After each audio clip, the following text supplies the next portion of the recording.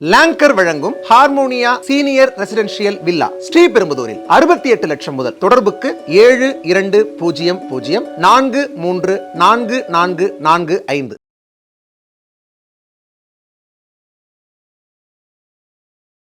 பேசு தமிழா பேசினர்களுக்கு வணக்கம். இன்று நம்மளுடைய டிஃபென்ஸ் சீரீஸில் மீண்டும் நம்மோடு இணைந்திருக்கிறார் டாக்டர் நிரஞ்சன் அவர்கள். சார் வணக்கம். ஜெயஹிந்த்.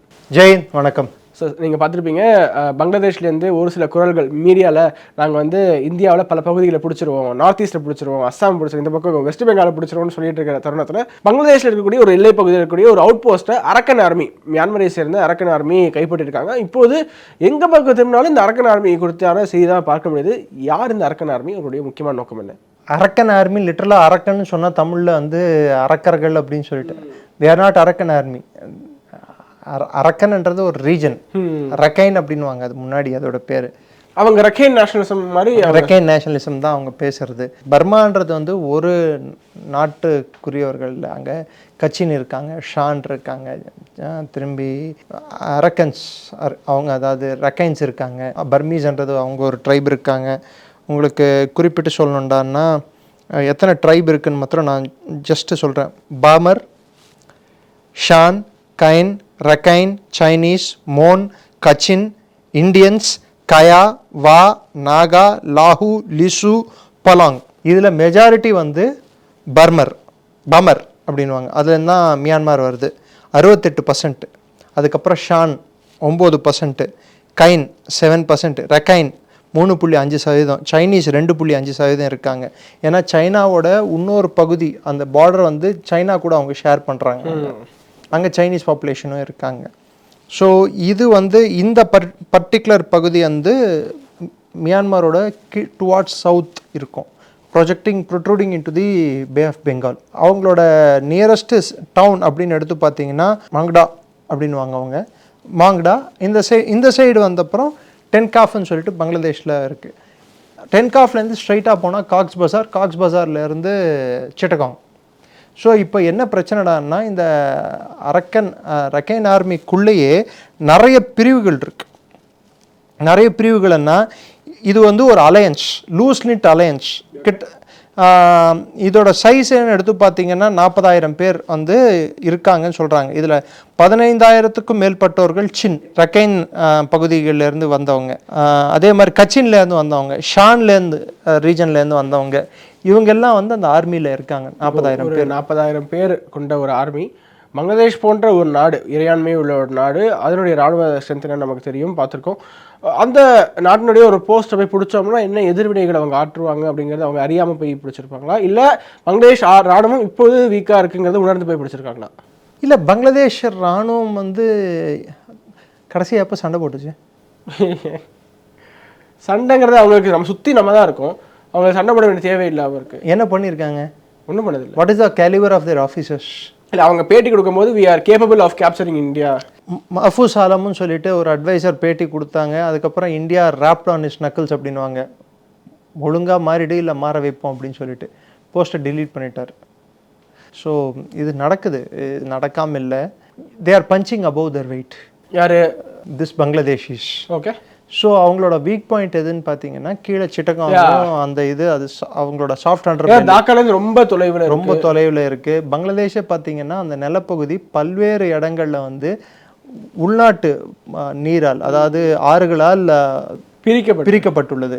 ஸோ அவங்க ஆர்மி அவ்வளோ நினச்ச அளவுக்கு ஸ்ட்ராங் இல்லை. பட் வேறஸ் இவங்க ரக்கைன் ஒரு ஃபுல் ஃப்ளெஜ்டு இன்சர்ஜென்சி பேட்டில்ஸ் அவங்க 4 வருஷமாக 5 வருஷமாக போட்டுட்ருக்காங்க. ஒரு ஸ்டடி பார்த்து இவங்களுக்கு 95%க்கும் மேலே ஃபண்ட்ஸ் சைனா ப்ரொவைட் பண்ணுறாங்க அப்படின்னு ஒரு study. For your kind information, December 19, அதாவது 2 நாள் முன்னாடி தாய்லாண்டில் அரக்கன் ஸ்டேட் விஷயமா India also participated in the conference. MP, இந்தியாவிலேருந்து ஒரு எம்பி கூட போயிருக்காரு, பட் டிப்ளமேட்டும் போயிருந்தாங்க. We participated in the conference. We said நாங்கள் மியான்மரில் அமைதி திரும்பணும்னு எதிர்பார்க்குறோம். அது எல்லாரும் எழுப்புகிற குரல் தான். அதே மாதிரி அரக்கன் ஆர்மியை கைப்பற்றின பிற்பாடு, ரக்கைன் ப்ராவின்ஸை கைப்பற்றின பிற்பாடு இதை ஸ்டேட்மெண்ட் வந்திருக்கு. அதே மாதிரி அரக்கன் ஆர்மி நாங்கள் சைனாக்கு எதிராகவோ இந்தியாவுக்கு எதிராகவோ எந்த விதமான எதிர்வினையும் ஆற்ற மாட்டோம், எந்த ஒரு அச்சுறுத்தலும் கொடுக்க மாட்டோம், அவர்களோட ட்ரேட்ஸ், அவர்களோட ரூட்ஸுக்கு எந்த பங்கமும் நாங்கள் விளைவிக்க மாட்டோம்னு சொல்லிட்டு ப்ராமிஸ் பண்ணியிருக்காங்க.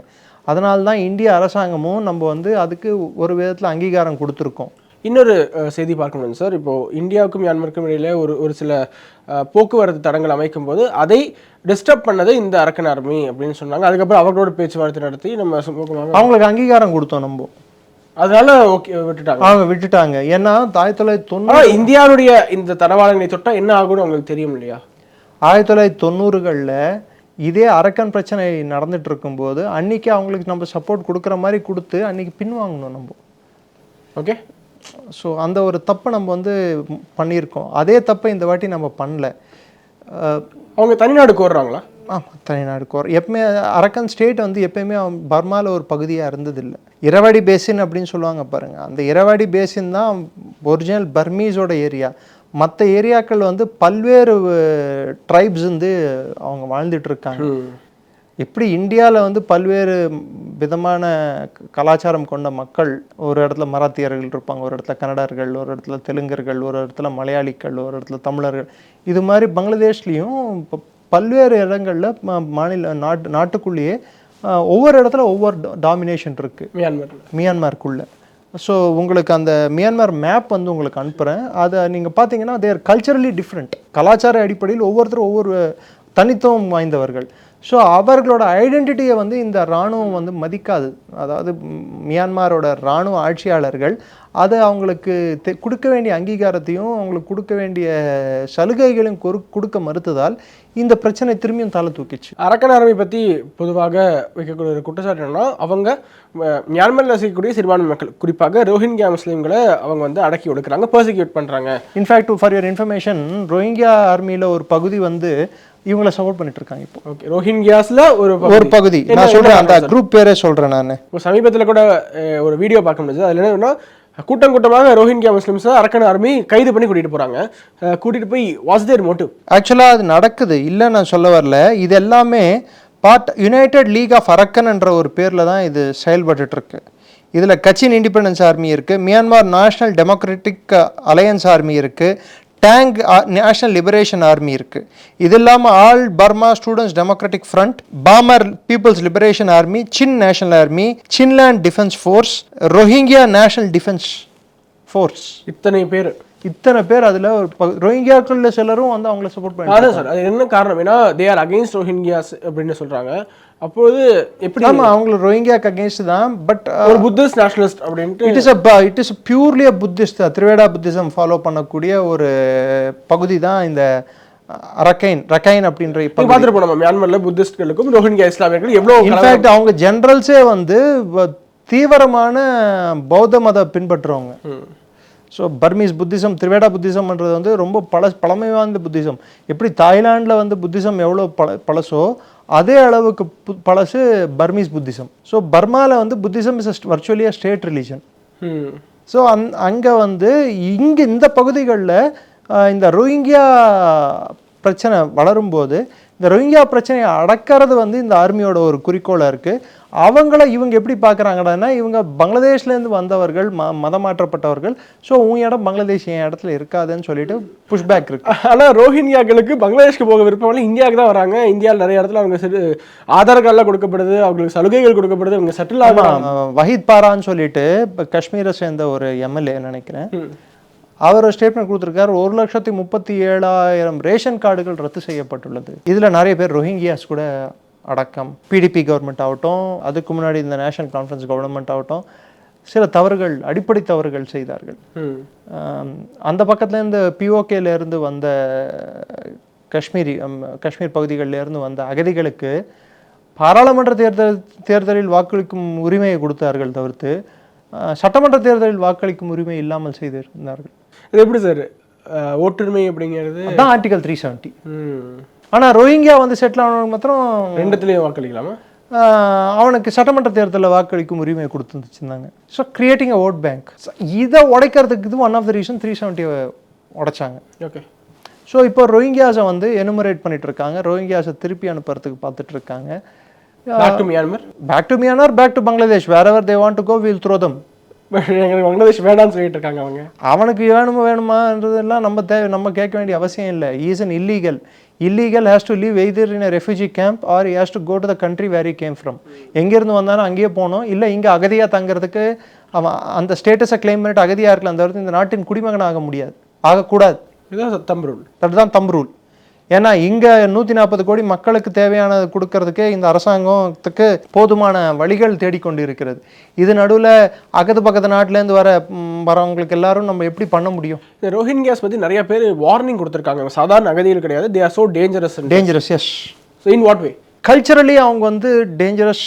ரெண்டாவது வந்து they are bit violent prone, law and order issues வரும்.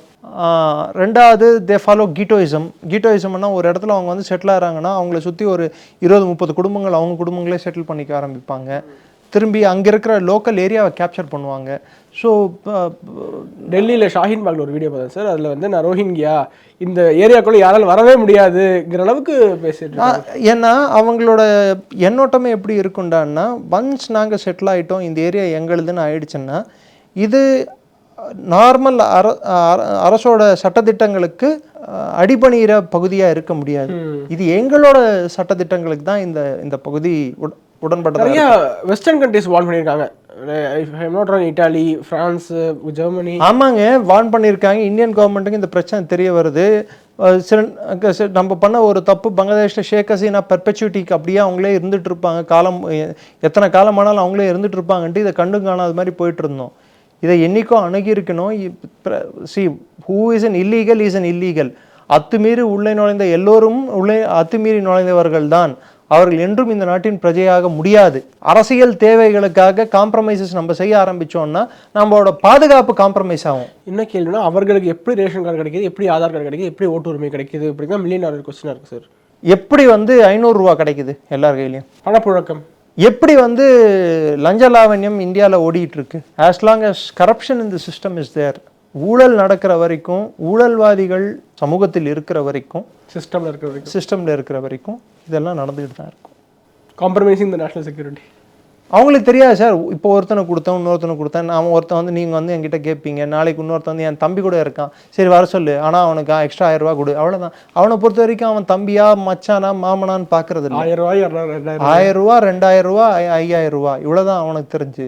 ஸோ அவங்களோட கண்ணோட்டம், அவங்களோட பார்வை எல்லாமே வந்து கரப்ஷனை நோக்கி இருக்குது. இதால் வந்து நாட்டோட பிரச்சனைகள் வந்து பாதுகாப்பு அடிப்படையில் பிரச்சனைகளை பார்க்கக்கூடிய தன்மை அரசாங்க ஊழியர்களுக்கு இல்லாமல் போனது இந்த நாட்டின் சாபக்கேடு. திரும்ப இந்த அரக்கன் ஆர்மிக்கே வரலாம்னு நினைக்கிறேன் சார். இப்போ Muhammad Yunus is under pressure.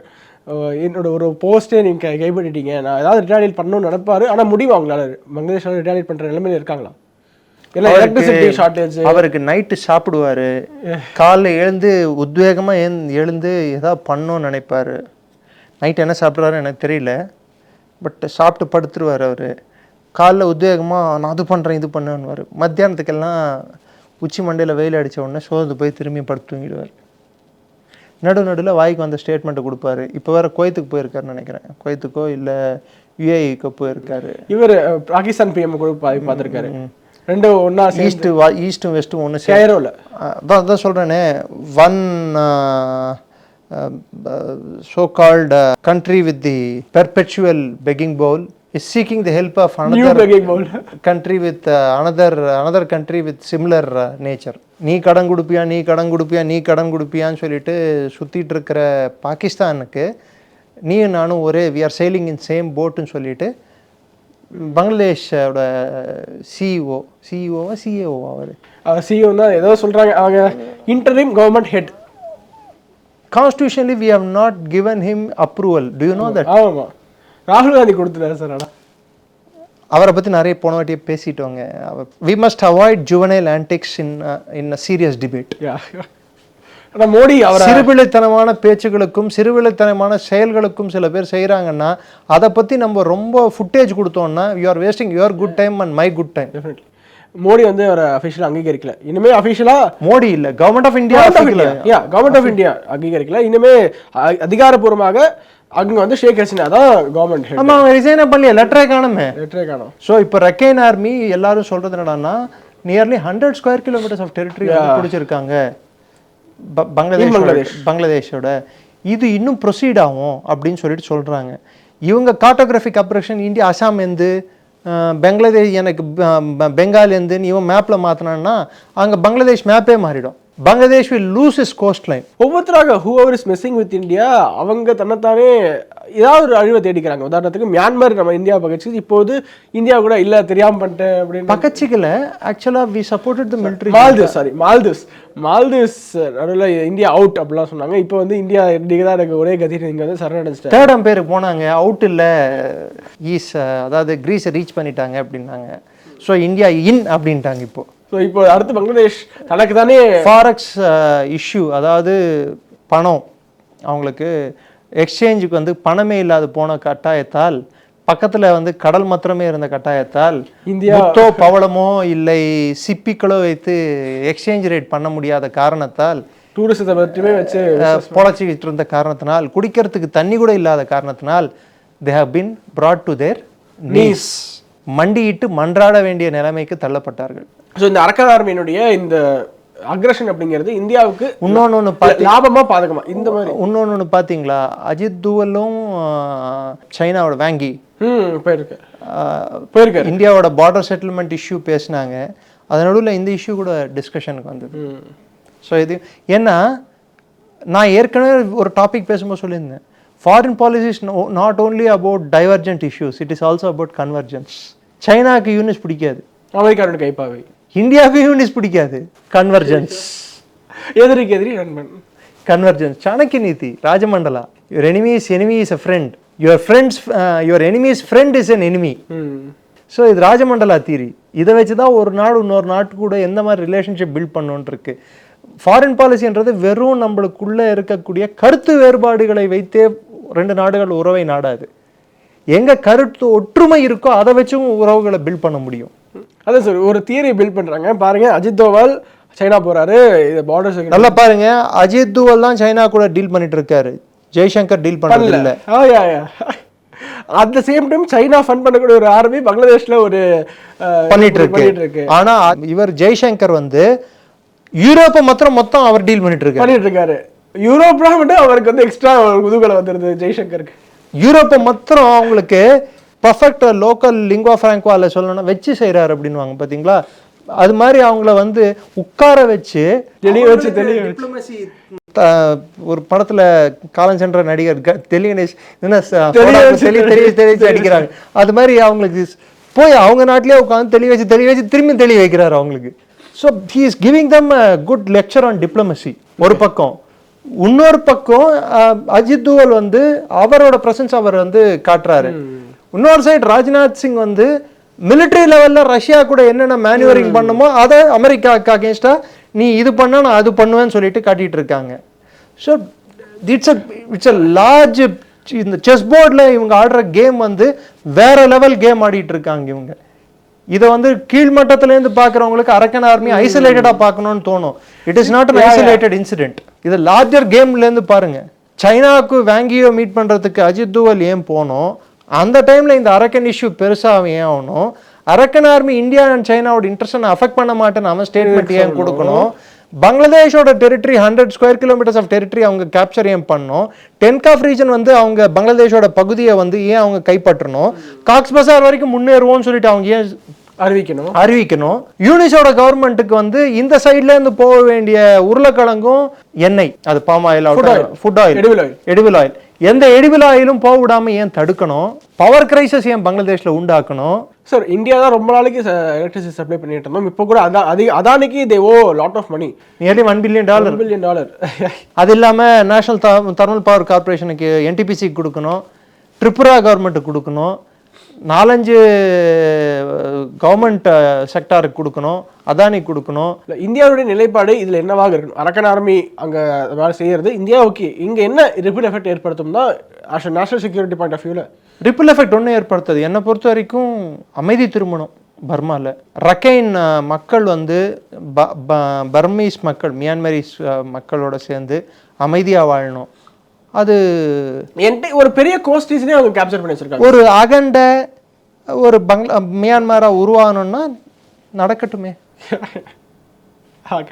If sea denial is the only thing that will make Bangladesh learn their lessons, let it happen.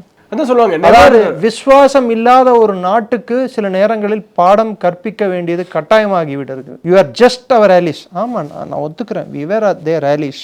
அவர்கள்தான் அவர்கள் சண்டையை புரிந்தார்கள், உயிர் தியாகம் செய்தார்கள், நம்மளோட அதிகமான உயிர் தியாகங்கள் அவர்கள் செய்தார்கள்.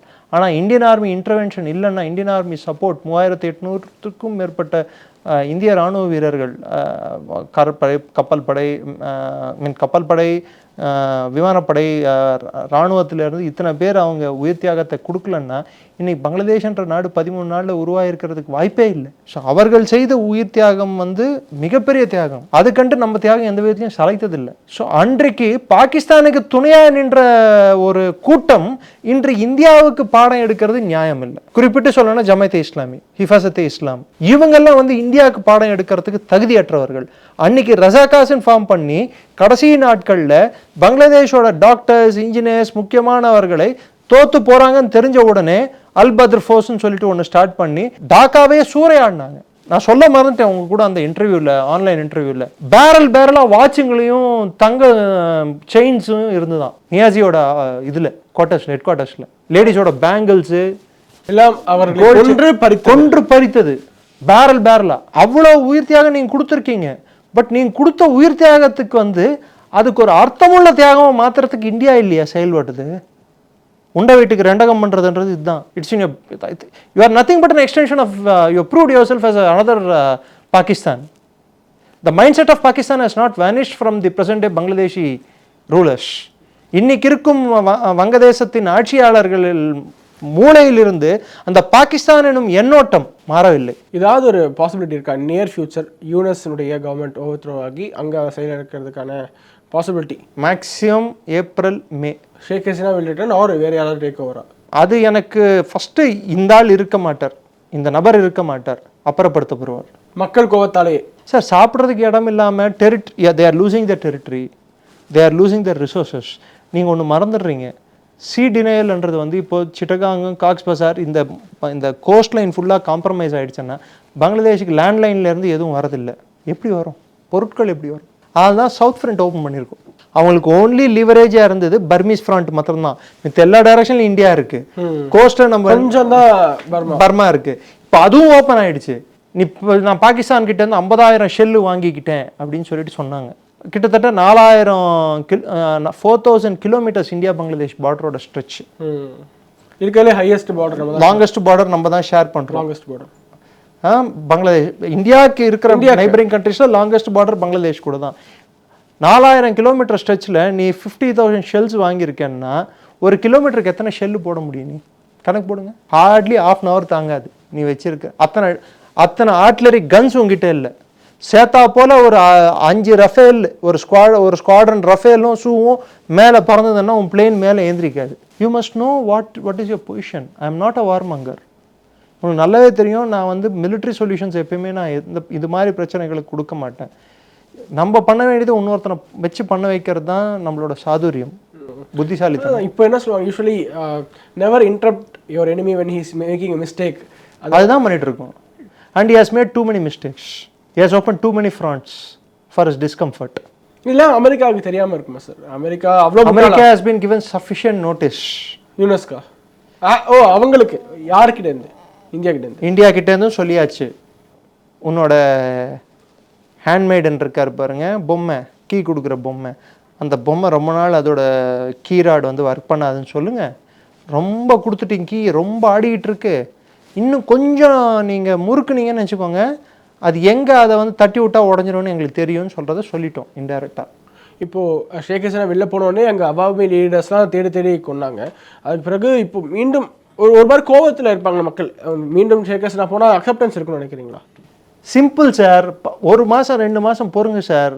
சாப்பாடுக்கும் அடிப்படை தேவைகளுக்கும் பிரச்சனை வரும்போது அவங்க ரிலீஜனை பற்றி பேசுவாங்களா, இல்லை மற்றதை பற்றி பேசுவாங்களா, இல்லை அவங்களுக்கு சாப்பிட்ற சாப்பாடை பற்றி பேசுவாங்களான்னு பாருங்க சார். ஒரு பக்கம் Arakan army will be breathing down their nose, literally breathing down their throat. Arakan army அரக்கர்களாக மாறி பங்களாதேஷுக்கு அச்சுறுத்தல் கொடுப்பார்கள். மியான்மரை அவர்களால் மீட்க முடியுமா அரக்கன் ஆர்மியால்? Civil war will prolong for some more time. Okay, Irrawaddy பேசினை பிடிக்கிற வரைக்கும் அது பாசிபிள் இல்லை. மியான்மர் ஆர்மி எவ்வளோ ஸ்ட்ராங்? ஏன்னா இப்போ அவர்களுடைய ஆட்சி junta is pulling back, but அதோட ஸ்டெபிலிட்டி வந்து நாட்போக்கில், ஏன்னா Russia has lot of investment in Myanmar army. அவங்க ஒரு சின்ன மினியேச்சர் நியூக்ளியர் பிளான்ட் ஒன்று கொடுத்துருக்காங்க, எம்ஐ ஹெலிகாப்டர்ஸ் கொடுத்துருக்காங்க, மிக் ஃபைட்டர்ஸ் கொடுத்துருக்காங்க மியான்மருக்கு, ஆர்மிக் நான் சொல்கிறது. They have equipped them. Russia has lot of interest because Myanmar has a foothold in Bengal, bay of Bengal, வங்காள விரிகுடாவில் அவங்களுக்கு வந்து என்ட்ரி பாயிண்ட் இருக்குது. ஸோ ரஷ்யா வந்து மியான்மரை வந்து அவங்களுக்கு ஒரு ஃப்ரெண்ட்லி ஸ்டேட்டாக பார்க்குது. சைனாவோட இன்வெஸ்ட்மெண்ட், சைனா ரெண்டு பக்கமும் சப்போர்ட் பண்ணிட்டு இருக்கு. அரக்கன் ஆர்மிக்கும் சப்போர்ட் பண்ணுது, மியான்மருக்கும் சப்போர்ட். அவங்கள பொறுத்த வரைக்கும் இந்த கேமில் யார் ஃபஸ்ட்டு வராங்களோ யாருக்கும் நம்ம பகைவனாக இருக்கக்கூடாது.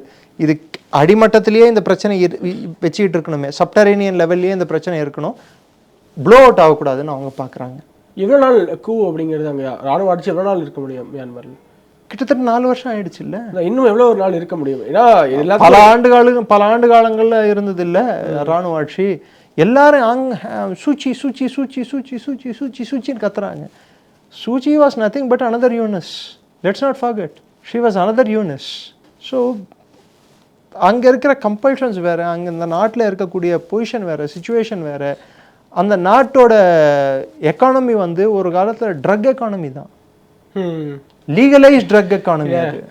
ஸோ அதோட எஃபெக்ட் தான் இப்போ மணிப்பூரில், அதோட எஃபெக்ட் இப்போ ரக்கைன்லேயும் தெரியுது. ஸோ மிலிட்ரி ரூலர்ஸை ட்ரக் மணியை வந்து என்கரேஜ் பண்ணாங்க. அதோடைய விளைவு என்ன ஆகும், அதெல்லாம் மக்கள் என்ன ஆகும், அது ரூட்ஸாக தானே மாறிட்டு இருந்தது. Myanmar was a route for drug trade. So it was a main post அது.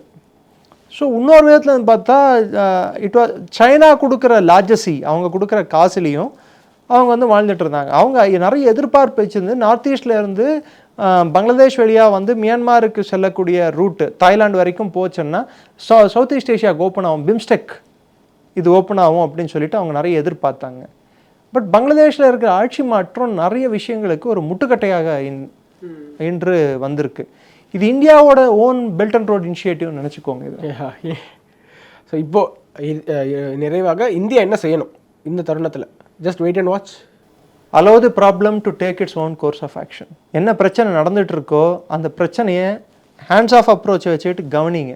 நிறுத்த வேண்டிய வேலை என்னைக்கு நம்ம நிறுத்தணும்னு நினைக்கிறோமோ அதோட நம்மளுக்கு சாதகமாக இருக்கிற சூழ்நிலையில் நம்ம அதை நிறுத்தினா போதும்.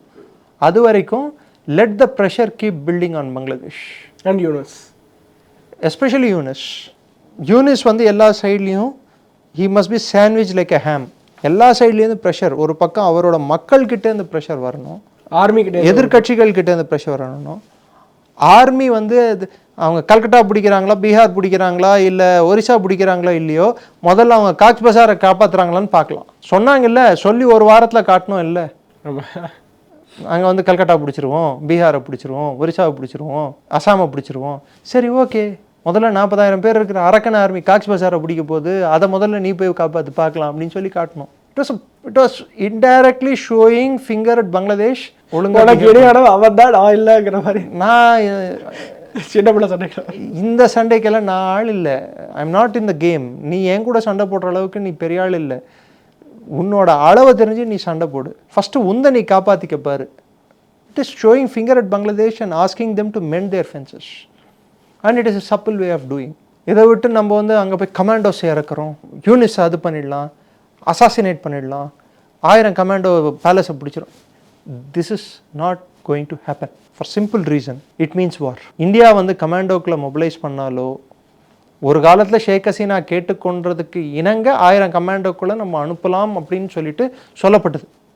கரெக்டாக 1000 கமாண்டோக்களை நம்ம அனுப்பியிருக்கலாம்னு சொல்லப்பட்டது. ஆனால் ஷேக் ஹசீனா கேட்டுக்கொண்டதுக்கு இணங்கன்னு சொல்கிறதுக்கு ஒரு டாக்குமெண்ட்ரி எவிடன்ஸ் இல்லை. இந்தியா வந்து மொபிலைஸ் பண்ணதுக்கு டாக்குமெண்ட்ரி எவிடன்ஸ் இல்லை, அனுப்பலான்னு சொன்னதுக்கும் டாக்குமெண்ட்ரி எவிடன்ஸ் இல்லை. Everything is in the realm of speculation.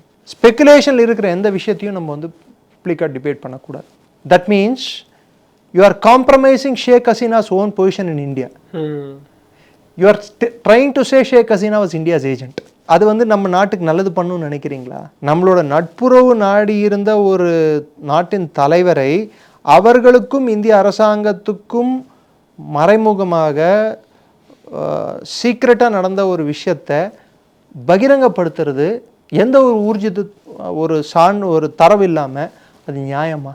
சரி, இன்னைக்கு யூனிஸை கேட்காம நம்ம 1000 பேரை உள்ள அமிச்சா அது என்ன அர்த்தம்? வார் தான்.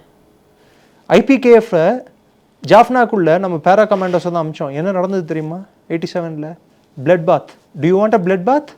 ஐ kindly request every Indian citizen so called strategic analyst which includes myself, whoever is a student of strategy, யாரெல்லாம் வந்து பாதுகாப்பு, அதாவது போர் யுக்திகள், போர் தந்திரங்கள், வெளியுறவு, இதை பற்றி அடிப்படை புரிதல் இருந்து யாரெல்லாம் பேசுகிறாங்களோ அவங்க எல்லார்கிட்டையும் கேட்டுக்கிறது.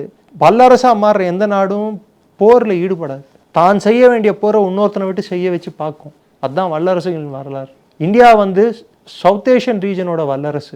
71 நம்ம எடுத்த முடிவுக்கோ, இல்லை 2000 எடுத்த முடிவுகளுக்கோ, இல்லை 2010 எடுத்த முடிவுகளுக்கோ, ஒவ்வொரு 10 ஆண்டுகளுக்கு நம்மளோட போர் யுக்திகள் மாறிக்கிட்டே வருது. எந்த நாடு மேலே எவ்வளோ ஃபோர்ஸ் யூஸ் பண்ண வேண்டியன்னு ஒரு ஒரு ஒரு வரமுறை இருக்குது. அதுக்கு மிஞ்சின அளவு ஃபோர்ஸ் நம்ம யூஸ் பண்ணவும் கூடாது, அதுக்கு கம்மியான ஃபோர்ஸும் யூஸ் பண்ணக்கூடாது. அதுக்கு பல்வேறு முறைகள் இருக்குது. சில பேரை வந்து பணம் யூஸ் பண்ணி கூட நம்ம விலைக்கு வாங்கலாம். இன்றைக்கி சிரியாவில் பஷரோட அரசை வந்து கவர்மெண்ட்டை விலை கொடுத்து தானே வாங்கினாங்க. டீப் ஸ்டேட்டு எல்லாத்துக்கும் விலை உண்டு. நாம் பண்ணுறதை இன்னொருத்தர் பண்ணிட்டு போயிடுவாங்க.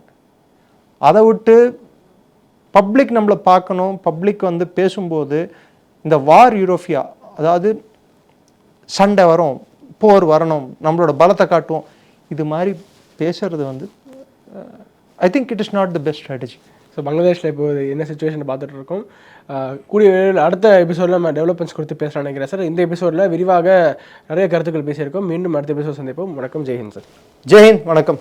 பேசு தமிழா பேசுவினுடைய மக்கள் ஃபவுண்டேஷன் மூலமா நம்ம ஒரு மிகப்பெரிய ஒரு பசு சரணாலயம் அமைப்பதற்கான முயற்சியில் ஈடுபட்டிருக்கோம். இந்த பசுக்கள் சரணாலயத்திற்கு என்னுடைய கான்ட்ரிபியூஷனா நான் ஏதாவது கொடுக்கணுங்கிற எண்ண ஓட்டத்தின் அடிப்படையில் கிட்டத்தட்ட 10 ஆண்டுகளுக்கு மேல நான் கலெக்ட் பண்ண கலை பொருட்கள் அனைத்தையும் விற்று அதன் மூலமாக திரட்டப்படக்கூடிய தொகை என்னவோ அதை இந்த மக்கள் ஃபவுண்டேஷனுக்கு, இந்த பசு சரணாலயம் திட்டத்திற்கு என்னுடைய கான்ட்ரிபியூஷனாக கொடுக்க போறேன். இந்த பொருட்கள் அனைத்துமே நம்முடைய பேசு தமிழா பேச அலுவலகத்தில் விற்பனைக்கு இருக்குது. கீழே இருக்கக்கூடிய இந்த கான்டாக்ட் நம்பருக்கு நீங்க கால் பண்ணி இது பற்றின மேலதிக விவரங்களை நீங்க தெரிஞ்சுக்கலாம். அது மட்டும் இல்லாமல் மக்கள் ஃபவுண்டேஷனுடைய அக்கௌண்ட் நம்பரை இந்த வீடியோடைய டிஸ்கிரிப்ஷனில் கொடுத்துருக்கோம்.